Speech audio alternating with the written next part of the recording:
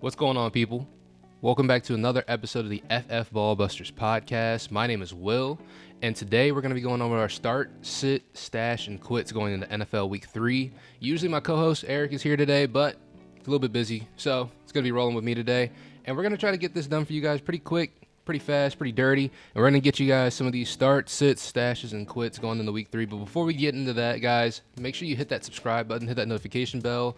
We've noticed we have a lot of watch hours, not a whole lot of subscribers, doesn't really match up a whole lot. So if you guys are watching the videos, you enjoy the content, hit that subscribe button so you know when we drop all of our latest stuff, and hit that like button. It's the best way to get our stuff out there in front of other people, helps us in the YouTube algorithm, and yeah, it's absolutely free. So with that being said, let's go ahead and get into it. So we're going to start with our starts. And we're going to go through each position group. So we're going to start with the quarterbacks. And our first start that we have for this week is Kirk Cousins against the Los Angeles Chargers, who currently rank 31st against opposing quarterbacks. Just last week, even going up against the Titans, who were like not really a pass-heavy team. I think they dropped back 24 times. They still let Ryan Tannehill throw for 246 yards and a touchdown. Obviously, in Week 1, Tua and Tyreek kind of went nuclear, but Tua himself threw for 466 yards. So you kind of love it. Los Angeles right now, very pass-friendly defense. So most pass-friendly options against the Chargers. Most pass-friendly options for the Chargers as of right now, definitely fire them up. Okay, next off, we're going to kick off the running back spot. First one we have up here is Mr. Joshua Kelley going up against Minnesota, who currently ranks 21st against running backs. Week 1, they played against Rashad White, so not really much going on there. But Week 2 is actually when they, kind of showed their real face, going up against the Eagles. Led up to DeAndre Swift, 175 yards and a touchdown. He was kind of doing whatever he wanted off 28 carries as well. So it's looking like right now, the Vikings defense pretty soft against the run again. Last year, they were kind of middle of the pack. It's looking like this year they may even be a tad bit worse. But again, we're going to let some time go. But as for right now, I'm going with the running back who's in the high-powered offense going up against a pretty bad defense. And the next one we have up in the running back spot, we got Mr. Kendra Miller against Green Bay, who's currently 27th against the run. Again, this is assuming if Jamal Williams sits, but all things are pointing towards. Taking a look at the Packers' defense against the run and pass matchups, Week 1, they played against the Bears. Led up 59 yards to Justin Fields, 20 yards to Roschon Johnson in kind of his debut game, 27 to Khalil Herbert. Wasn't amazing in terms of the run, but it was also the Bears in that instance. But taking a look at the Falcons, a team who is a lot more run-heavy, who does focus on the run a lot more, and who is a lot more effective with the run. Mr. Bijan Robinson actually kind of went nuts last week, as you guys kind of saw. 19 carries, 124 yards, just wasn't able to find the end zone. Desmond Ridder also able to rush in for a touchdown, 10 carries for 39 yards. So looking like a pretty vulnerable defense against the run. Kendra Miller, pretty good all-around back. Should be just about the only running back in this backfield besides the likes of like Tony Jones, and annoyingly Taysom Hill is going to be involved. So I don't want to say Taysom Hill's not going to get any of the work, because we know that's not going to be the truth. We just don't know how much he's going to end up getting. We just hope it doesn't cut into Kendra Miller and cap him too much. But as of right now, I'm confident in Kendra Miller. I think this is an opportunity to actually get out on the field and show who he is. All right, next up we got the wide receiver position, and kicking that one off, we're going to start with Amari Cooper versus the Tennessee Titans, who are currently 30th against opposing wide receivers. Taking a look at Week 1, Chris Olave, 8 catches, 112 yards. Rasheed Shaheed, 5 catches, 89 yards, a touchdown. Even Michael Thomas, 5 catches, 61 yards. It just kind of seemed like everybody was able to get it done against them Week 1. And taking a look at Week 2, things were not, any different. Obviously, Keenan Allen went absolutely nuts. 8 catches, 111 yards, 2 touchdowns. Mike Williams still able to find a great amount of success, 8 catches for 83 yards. And that's just, I'm a very hopeful going forward for Amari Cooper. I know the Browns have kind of struggled a little bit when it comes to, the passing game and how Deshaun Watson's been playing, but when it comes to Amari Cooper and his role in this offense, I think it's still extremely solid. Yeah, taking a look, just even in the last 2 games, 10 catches for 17 yards, 127 yards so far on the season. Means he's being targeted at least, 8.5 times a game, which is a pretty good rate to be targeted at. It's the most on this team. So he's leading the team in targets. He's leading the team in targets against a team who's bad against the pass. So we're expecting kind of a bounce back, a good week from Amari Cooper, really. So next up on the list, we have Nico Collins of the Houston Texans. Someone who has been sort of an alpha receiver on this team so far, with the team with CJ Stroud at quarterback, who's looked pretty good so far. So far on the season, Nico Collins, 13 receptions on 20 targets for a touchdown and 226 yards. Kind of expecting to keep doing the same, keep kind of dominating those targets. Expect to see CJ Stroud keep getting better each week. And Jacksonville ranks 16th against opposing wide receivers. Just taking a look at the last couple people who have kind of, torched him a little bit. Michael Thomas, 8 catches, 97 yards, and a touchdown. Sky Moore, able to find some success. 3 catches, 70 yards, and a touchdown. Justin Watson, 3 catches, 62 yards. Travis Kelce, of course, 4 catches, 26 yards, and a touchdown. So teams have been able to find some success through the air against Jacksonville. And with the role that Nico Collins has in this offense, he's primed to have a pretty good game. So definitely firing up Nico Collins this week if you have him. Starting off the tight end position, we're starting off with Sam LaPorte against the Atlanta Falcons. Sam LaPorte, the third most targeted person on this team right now, only behind Jahmyr Gibbs and Amon-Ra St. Brown. So as a rookie, he sort of cemented himself with a role in this offense. And he's going up against Atlanta, who's pretty poor against tight ends as of late, kind of historically, really.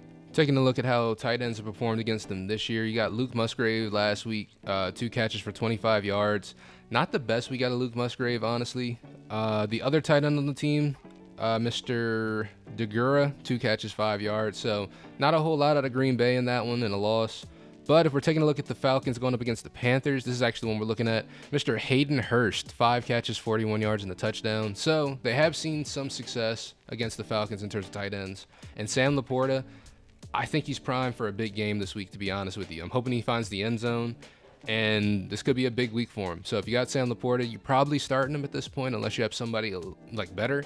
But Sam LaPorta is a great option to have anyway. So definitely fire him this week against Atlanta.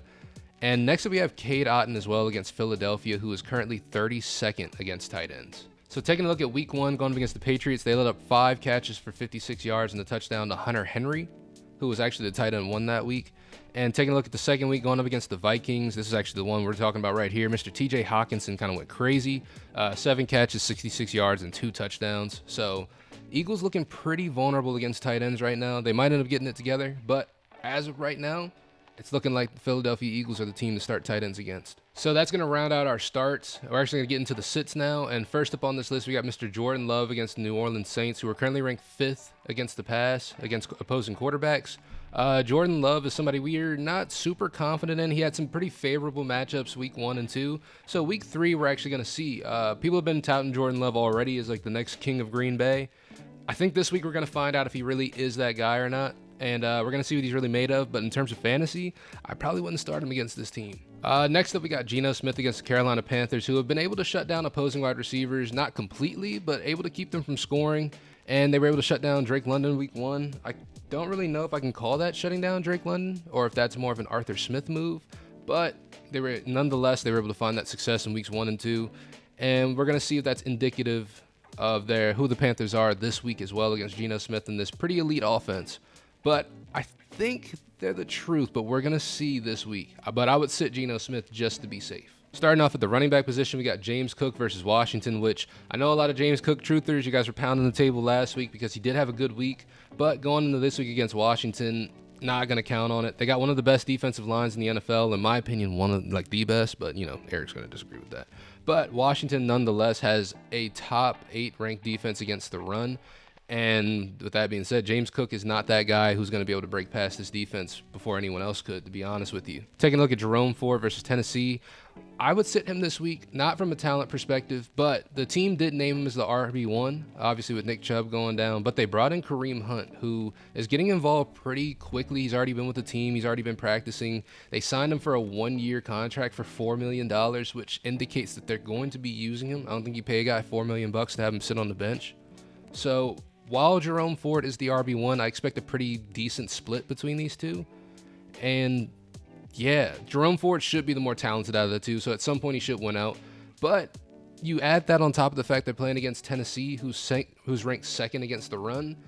It's not a real recipe for success. So to be safe, I wouldn't really touch the Browns' backfield at all, but Jerome Ford in specific, just because he is the hot commodity this week.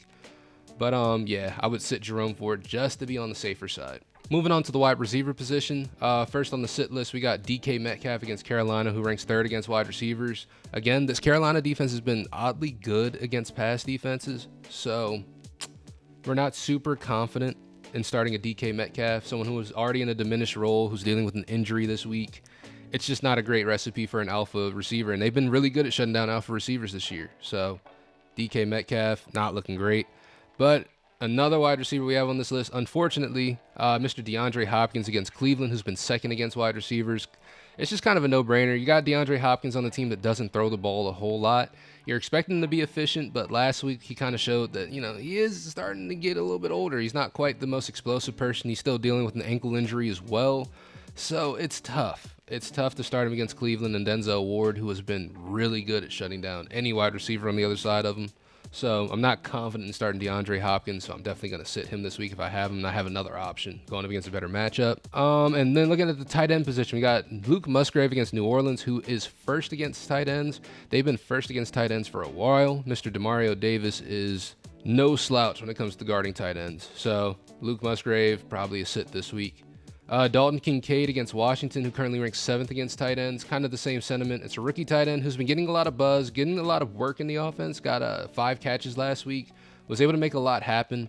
However, this Washington pass defense has been kind of different this year. So I'm not confident starting a rookie tight end against this defense. Now, with that being said, there's a lot of room for Washington to disappoint me. And I'm not going to rule out Dalton Kincaid 100%. He's not gonna do anything this week, but I don't know, man. This defense has been looking really sharp, so I'm not sure if I'm ready to test them quite yet. So if I have a better option than Dalton Kincaid, which you probably do since he was a late-round pick, I would just start that over him. And then quick and easy, we're going to roll through our stashes, people who performed, who we feel like are going to perform later, but maybe aren't quite ready yet. But the first stash we got on the list, Mr. Tank Dell, able to get 7 catches last week. Obviously, he's building up some chemistry with C.J. Stroud, becoming one of the most targeted people on that team, other than Nico Collins. So Tank Dell definitely rising up the charts. Rasheed Shaheed definitely putting in a second week in a row of just, solid productivity. He's not the wide receiver 1 there, so it's tough to start him and be confident having him on your team and starting him every week. But there's a chance that things could swing and he could get more of a wide receiver 2. I'm not going to say wide receiver 1 because Chris Olave is pretty good, but there is opportunity for him to have a wide receiver 1 type of opportunity, if injuries, stuff like that, God forbid. But Rasheed Shaheed, somebody we're looking forward to down the stretch. So if you have the room on your team, I would definitely stash him on your bench. And Jake Ferguson of the Dallas Cowboys. This one right here is a little iffy for me because he is getting the volume. He did score last week. The one thing I'm a little nervous about is that Luke Schoonmaker also scored last week, the rookie that they drafted in the 2nd round. I don't know if they're going to start working him up and getting him more volume, but as of right now, Jake Ferguson is the one with the volume. He is also scoring touchdowns, so he's someone I would have on my team. Luke Schoonmaker, not quite on my radar yet, but if we see him start to get more and more involved, keep an eye on that because he does have the draft capital. Just keep an eye on it. And that's going to round out our stashes. Going into the quits. First, we got Ezekiel Elliott. He's not going to do anything. He hasn't been doing anything. Ramondre Stevenson obviously is running away with that backfield, pardon the pun. But, Zeke, it seems like his better days are way, way, way, way behind him. Definitely going to probably quit on Zeke. He's not somebody I want on my team unless Ramondre Stevenson something happens to him. God forbid once again. But until then, I'm not touching Ezekiel Elliott. Looking at the next one we got on the quits, Chiefs wide receivers, it's just too iffy. You don't know who's going to do what each week. Nobody has really been that clear standout between any of these guys. It's just Travis Kelce and then whoever's the hot hand for the week. So I'm not confident starting any of these guys. So I would kind of just stop trying to guess which one is going to do what which week until we have a clear indicator. And then another quit that we got, Mr. Rashad Penny for the Eagles. It's kind of clear they just don't want to use him. Obviously, Boston Scott getting involved. I almost said Miles Sanders. Wow. Kenneth Gainwell's getting involved early. Obviously dealing with an injury right now. But DeAndre Swift has shown that he can handle this backfield as of last week with that 175-yard performance. So it's hard to really be optimistic about Rashad Penny going down the stretch unless any type of real estate were to open up for him. He were to get an opportunity out of somebody else's misfortune. I don't think Rashad Penny is going to really get too much playing time with this team. Again, I think better days are behind him. So that's going to round out our list. Thank you so much for watching. Make sure you guys check out those links down in the description below for all of our sponsors over there at Dynasty Owner. You can check out our partners, the Fantasy Football League winners and the other content creators over there, along with our sponsor, Sleeper. For all your DFS needs, if you use our promo code FFLW, they'll match your deposit if you're a first-time user up to $100, 100%. So if you deposit 100, they'll give you another 100, stuff of that nature. So if you're interested in that, link down below. Also, check out our sponsors over at Do Numbers. I got one of the hoodies on right now. Great merch, clothes, accessories, stuff of that nature. So check that out down below. And then do all that great YouTube stuff. Hit that subscribe button, hit that notification bell. Drop down in the comments. Do you think there's anybody that we left out of this list? Is there anybody you wish you'd seen on this list? Anyone you're confused about that we placed in any of these sections? If you got any questions, let us know in the comments down below. But with that being said, thank you guys so much for watching. And thank you guys for watching this solo episode. I know Eric isn't here. He's usually our analytics guy. But I hope I was able to at least give you guys some good information going into this week. And with that being said, if you guys watched this far into the video, as always, we love you. And we'll catch you in the next one. Peace.